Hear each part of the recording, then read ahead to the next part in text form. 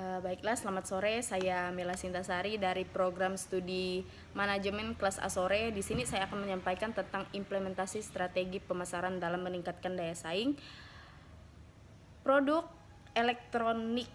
Ini studi kasusnya di PT Elektronik Surabaya. Mengingat pada zaman sekarang kan kebutuhan produk untuk memenuhi rumah tangga itu sangat banyak sekali dibutuhkan. Maka dari itu PT Elektronik Surabaya melakukan langkah-langkah untuk segmentasi pasar. Yang pertama itu segmentasi demografis, yang B segmentasi geografis, yang C psikologis, yang D segmentasi perilaku. Kemudian dari pengaruh dari lingkungan internal dan eksternal perusahaan, yang pertama yaitu pengaruh lingkungan internal perusahaan, ada sumber daya manusia, ada produksi dan operasi, kemudian ada pemasaran.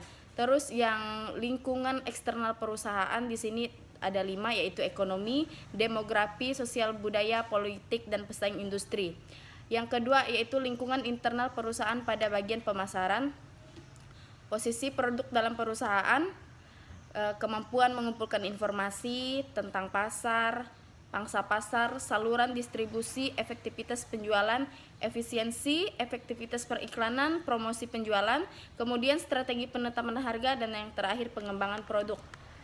Strategi perusahaan pemasaran perusahaan elektronik ini adalah melakukan memasarkan produknya, yaitu dengan menggunakan perumusan strategi pemasaran yang bermula dari strategi segmentasi pasar atau segmentation, strategi penentuan pasar sasaran atau targeting, dan strategi posisi pasar atau positioning. Selain itu juga dapat mengembangkan bauran pemasaran marketing mix yang terdiri dari 4 unsur, yaitu produk, harga, tempat, dan promosi. Ini studi kasusnya saya ambil contoh di PT Elektronik Surabaya, di mana saat ini perkembangan zaman yang sangat dipengaruhi oleh berbagai peralatan elektronik dan gaya hidup masyarakat. Maka dari itu menyebabkan perusahaan kompetitor dalam industri peralatan elektronik meningkat pesat, terutama dalam kebutuhan rumah tangga. Berbagai jenis produk dibuat sesuai dengan kebutuhan serta gaya hidup masyarakat, sesuai dengan status sosial dan tingkat ekonomi target pasar. Untuk meningkatkan daya saing perusahaan harus mampu meningkatkan kualitas produknya itu sendiri. Dengan itu perusahaan harus dapat menganalisis dan menyusun perencanaan strategi seperti apa yang diperlukan, terus diterapkan untuk bersaing agar lebih tinggi lagi, agar perusahaannya lebih dapat bersaing dengan perusahaan lain. Baiklah, saya akan jelaskan. Yang pertama yaitu pengaruh lingkungan internal dan eksternal perusahaan.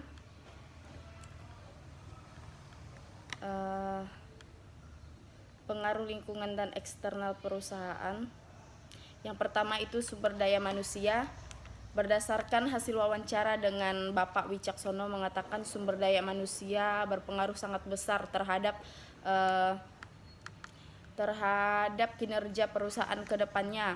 Terus itu produksi dan operasi. Di sini PT Elektronik sebagai salah satu perusahaan yang bergerak di bidang elektronik di daerah Surabaya, sebagai salah satu perusahaan yang besar di bidang elektronik. Yang ketiga, pemasaran. Pemasaran adalah sebagai ujung tombak perusahaan dalam memperkenalkan produk layanan yang diberikan. Dan untuk meningkatkan penjualannya, perusahaan PT Elektronik Surabaya ini mengadakan gerakan yang bernama 7 Days First Challenge, yaitu yang dimana pada saat itu perusahaan mengundang beberapa media juga chef terkenal di Indonesia yang bertujuan meningkatkan penjualan produk yang dikeluarkan dari PT Elektronik itu sendiri. Kemudian di sini lingkungan eksternal perusahaan yaitu ekonomi. Di sini kita bisa tahu bahwa kondisi ekonomi di suatu daerah akan dipengaruhi oleh beberapa strategi pengembangan produk bagi badan usaha yang ada di daerah tersebut. Pertumbuhan ekonomi daerah juga turut mempengaruhi pengambilan keputusan dalam menyusun strategi peluasan pasar. Kemudian demografi di kota Surabaya merupakan kota dengan penduduk yang beragam nih. Hal ini merupakan pengaruh terhadap kebutuhan produk elektronik. Di sini nih konsumen PT Elektronik Surabaya dikatakan dari berbagai kalangan, baik itu kalangan menengah hingga kalangan atas, sehingga PT Elektronik Surabaya harus kreatif dan dalam pelayanan yang tetap sesuai kebutuhan. Kemudian sosial budaya. Kota Surabaya secara geografis berada di 7 sampai 7,21 lintang selatan bujur timur. Sebagian besar wilayah Kota Surabaya merupakan daratan rendah dengan ketinggian 3 sampai 6 meter di atas permukaan laut. Sebagian besar lagi pada wilayah selatan merupakan kondisi bukit berbukit dengan ketinggian 25 sampai 50 meter di atas permukaan laut. Pada saat ini rata-rata masyarakat Kota Surabaya khususnya sudah mempergunakan alat-alat elektronik dalam kehidupan berumah tangga. Yang keempat yaitu politik. Keadaan politik di Kota Surabaya akan berdampak besar bagi perkembangan badan usaha di beberapa kota di Surabaya. Pemerintah di mana yang mengatur keseimbangan serta pengantar regulasi memberikan pengaruh terhadap pihak yang menanamkan serta menjalankan usahanya di Kota Surabaya tersebut. Yang ketiga, yang terakhir yaitu pesaing industri. Tingkat persaingan di Kota Surabaya sangat ketat, yang dimana bertujuan untuk memenangkan pasar dan menarik konsumen barulah sangat dirasakan oleh para pelaku bergerak di bidang industri. Untuk itu, perusahaan PT Elektronik Surabaya harus mampu bersaing dengan perusahaan lain dengan meningkatkan daya saing dan produktivitas serta elektronik mereka. Kemudian lingkungan internal perusahaan di bagian pemasaran. Ini yang pertama itu posisi produk dalam perusahaan. Di sini dimaksudkan dari penjelasan di atas kita dapat simpulkan produk andalan dari perusahaan tersebut seperti mesin cuci, AC, dan juga kulkas. Ini adalah produk andalan dari PT Elektronik Surabaya. Kemudian kemampuan pengumpulan informasi tentang pasar. Dalam mengumpulkan data dan informasi tentang pasar, perusahaan lebih melakukan pendekatan terhadap konsumen secara personal dan mencari informasi lebih terdapat perusahaan lain terhadap penjualan yang telah dilakukan oleh perusahaan lain. Yang ketiga, pangsa pasar. Di sini nih pangsa pasar perusahaan lebih kepada ibu-ibu atau ibu-ibu rumah tangga, wanita karir, juga pasangan muda yang beberapa instansi lainnya. Ini kan sangat kayak yang pasangan muda itu sangat memerlukan gitu memerlukan alat-alat elektronik dalam berumah tangga, apalagi rumah tangganya baru dimulai. Kemudian yang keempat itu saluran distribusi dan efektivitas penjualan. PT Electrolux dari Surabaya ini memiliki 12 kantor cabang di kota-kota, terutama di Pulau Sumatera, Jawa, Kalimantan, Sulawesi.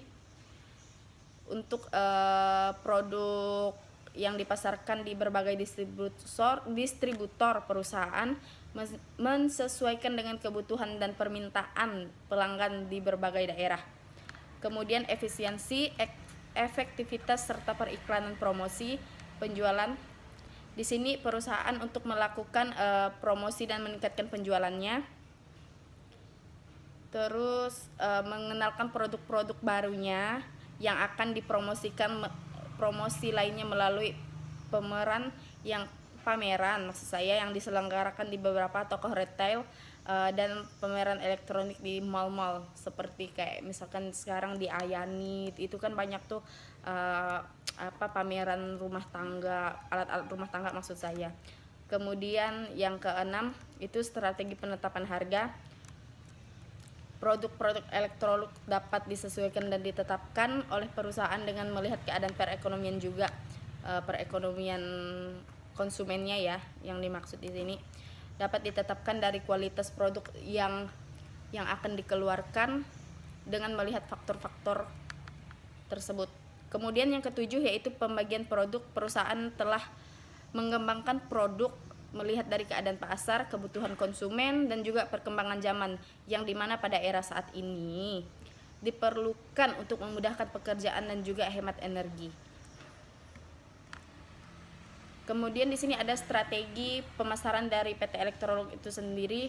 Dari strategi segmentasi pasar ada 4 di sini. Strategi geografis, tidak ada penentuan dalam segi geografis yang dimaksud. Segmentasi demografis, di sini secara demografis segmentasi pasarnya tergolong mengarah kepada pasangan muda, ibu rumah tangga, dan pasangan muda yang baru menikah. Segmentasi psikologis, sedangkan secara psikologis lebih kepada keluarga yang membutuhkan elektronik dalam memudahkan pekerjaan rumah tangganya. Kemudian segmentasi perilaku, secara perilaku di sini tidak mengementasikan tetapi hanya mengarahkan dan menyarankan yang dapat dilihat kebutuhan dan permasalahan apa yang dibutuhkan oleh calon konsumen tersebut. Strategi penentuan pasar yaitu targeting, untuk meningkatkan penjualan dan pendapatan perusahaan di sini pastinya menentukan target sasaran untuk menjual produk dari PT Elektrolux itu sendiri. Kemudian yaitu strategi dan posisi pasar atau positioning produk Elektrolux yang dimana mengarahkan kepada kalangan menengah atas, yang dimana mengutamakan kualitas dan layanan yang diberikan kepada konsumen, dimana harga yang ditawarkan sekitar 500.000 sampai 20 juta rupiah itu per itemnya, per satu produk Elektrolux yang ditawarkan tersebut. Kemudian di sini ada bauran pemasaran atau marketing mix. Keberhasilan perusahaan di bidang pemasaran terkait dengan keberhasilan dan menentukan produk yang tepat, serta promosi yang efektif. Bauran pemasaran yang terdiri dari produk, harga, tempat, serta promosi harus ditetapkan dengan cermat oleh perusahaan, maksud saya.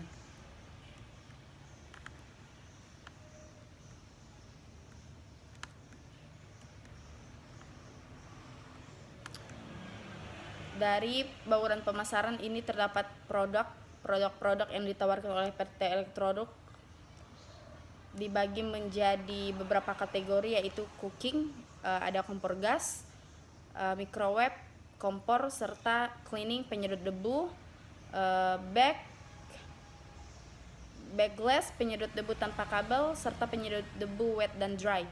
Yang C ini cooling, lemari es 2 pintu, lemari es 3 pintu. Kemudian yang D small appliance, yang ini kayak blenders gitu, mesin kopi, terus teko listrik, setrika, juicer, pengadon adonan, oven, pemanggang roti, rice cooker, banyak lagi kan. Yang ketiga water heaters atau instan. Yang terakhir tuh laundry, mesin cuci, mesin pengering pakaian, serta mesin dan mesin cuci dan pengering. Kemudian tempat di sini perusahaan menjual produk-produk dikeluarkan melalui kerjasama dengan perusahaan yang menjual alat-alat elektronik, di mana disebut sebagai dealer yang membuat proses terjadinya penjualan produk dikeluarkan.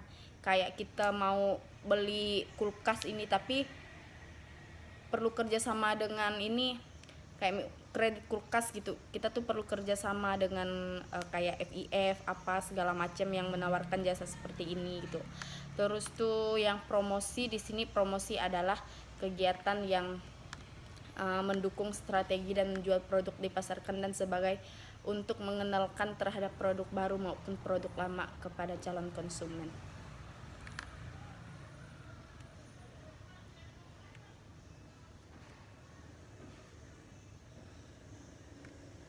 Baiklah, sekian yang dapat saya jelaskan dari presentasi saya, yaitu tentang